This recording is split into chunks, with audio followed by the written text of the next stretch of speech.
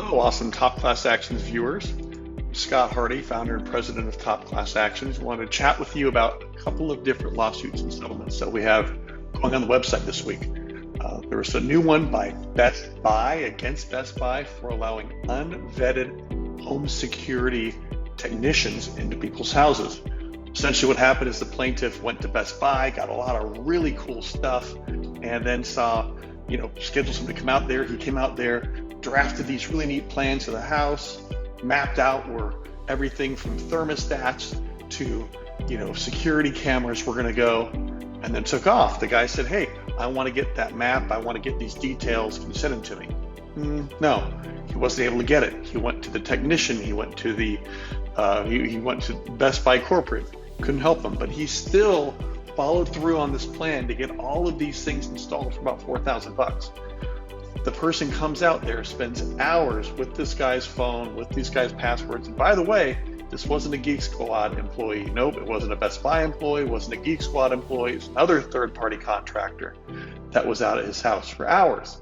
Still couldn't get the system set up. He was missing work calls. He was getting nowhere. He sent the guy home.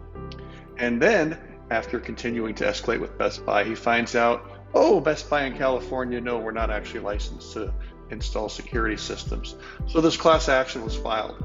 It's obviously very important that when you have people coming out to your house and they're working on getting these kinds of security technologies, you want to know who's there. You want to know that they've got a background check, that they're supposed to be there, that they're not a danger to your family because they know your passwords, they know your smart deadbolts, they know your cameras. They've got access to all of that. So we'll have to see how this Best Buy class action goes through.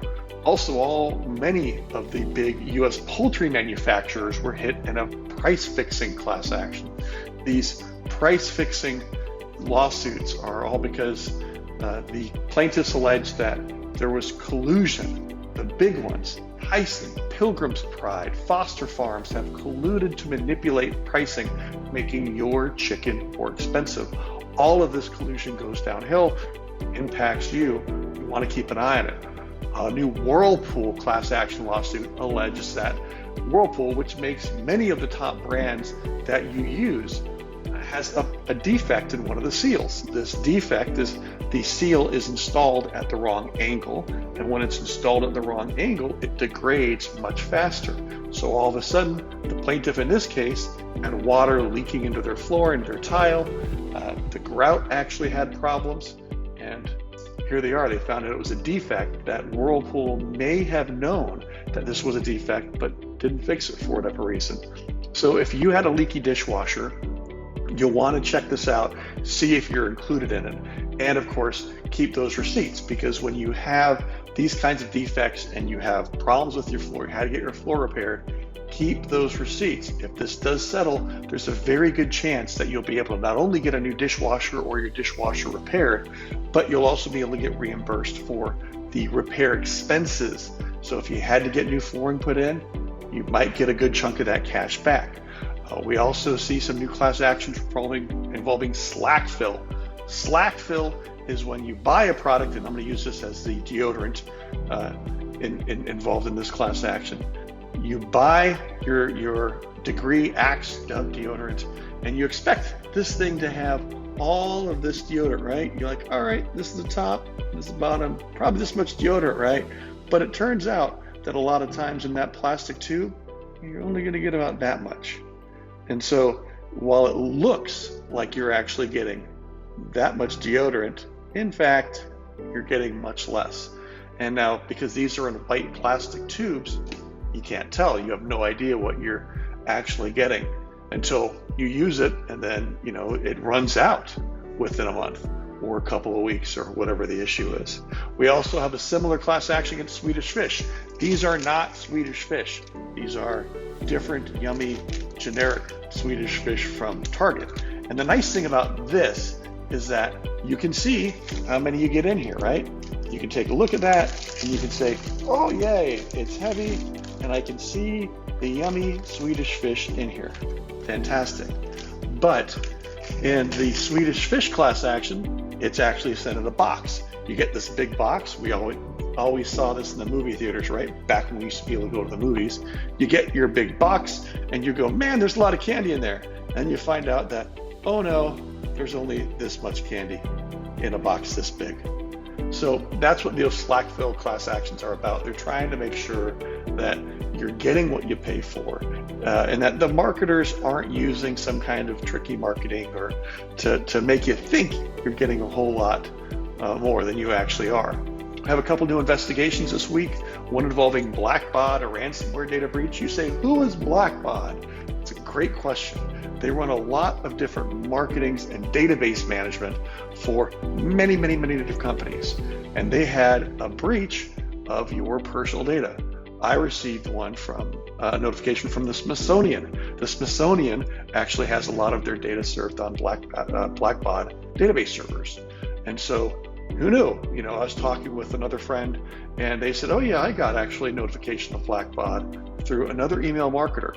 So you'll want to check it out. You might be impacted by it. And they work with over 25,000 different nonprofits, including the Smithsonian. So there's a very good chance if you're donating money that you were impacted by this data breach. Check it out. California truck drivers. We're all living from home now, working from home. A lot of us are. And we're depending on these truck drivers who are still making sure that we get our goods. Thankfully, toilet paper isn't an issue anymore.